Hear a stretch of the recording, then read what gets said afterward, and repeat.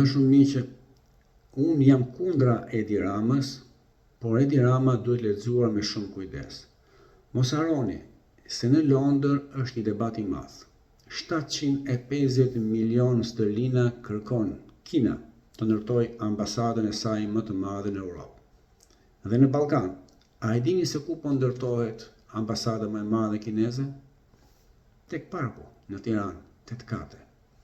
Kështu Edi Rama që lëshon këto tangentet, budalla, po ca gjëra i kap.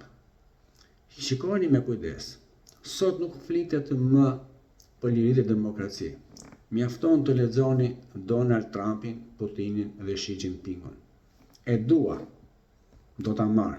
Kjo është e imja, kjo është e jotja. Sa ushtar ke ti? Sa armë ke? I tha Zelenski Trumpi. Ti nuk e armë, nuk e ushtar. Sot u hoq maska e hipokrizisë.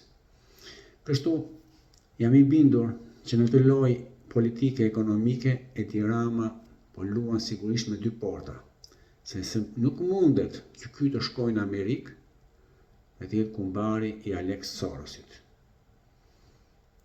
Ky që tallet me Trumpin, ky që bën aktorin, gastorin komik në për tryezat mbi tapetin e kuq të Europës apo në botë ku shkon, ky që dekorohet, sigurisht ka shumë mistere.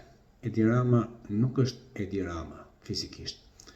Është një produkt politik, është një eksperiment i ndyrë ndaj shqiptarisë, i sponsorizuar pikërisht nga armiqtë tanë, sepse përfundimi janë bilancet ekonomike, janë burimet njerëzore që ky po ndron popullsinë.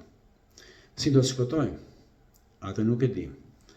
Por fati i Grenlandës, i Ukrainës dhe Kina që rrethon Tajvanin dhe kërkon të pushtojë gjithë detin duke bllokuar daljen e rreth 30% të ekonomisë botërore, janë një kërcënim.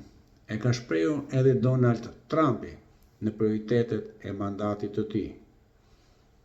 Europës i tha, paguaj ato paret që më ke borxh, rrite 5% në samitin e Hagës, se ju pini kafe muhabet dhe paguani social, ndërsa 75 shtete që flenë gjuhën në Amerikë, ju avuri vizën dhe mbajini mend, do të kemi të tjera histori. Janë hapur letrat dhe nuk ka më nerva njeri të bëj propagandë dhe utopi. Sot flitet më shumë se sa kur, me shifra, me ushtar dhe me armatime. Trallat kanë përfunduar, në mileniumin e tretë rendi i ri.